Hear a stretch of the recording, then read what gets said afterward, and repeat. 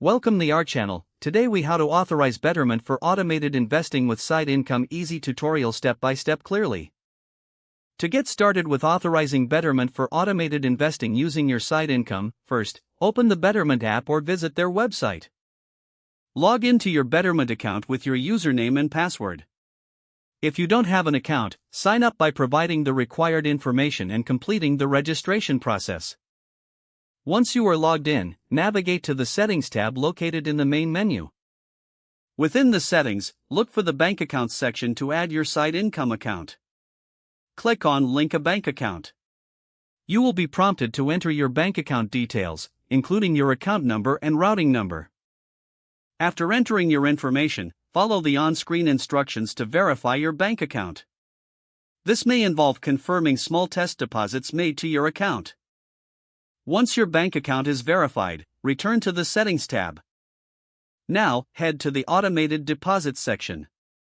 Here, you can set up automated deposits from your side income account. Decide on the frequency of your deposits, such as weekly or monthly. Enter the amount you wish to invest each time. Review your settings to ensure everything is accurate. After confirming, save your changes.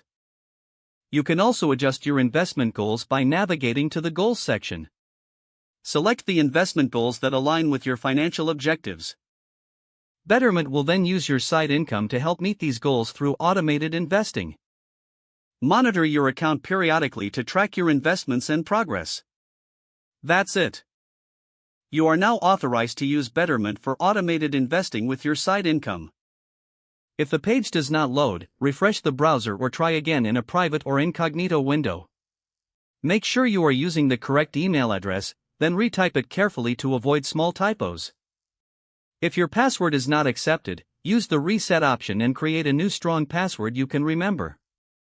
Check your spam folder for verification or security emails, then complete any requested confirmation steps.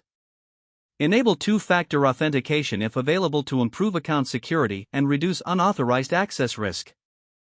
After signing in, review your profile details so your contact information and settings are accurate and current.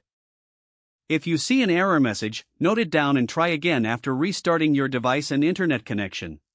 Don't forget to like this video and subscribe to our channel for more step-by-step tech guides.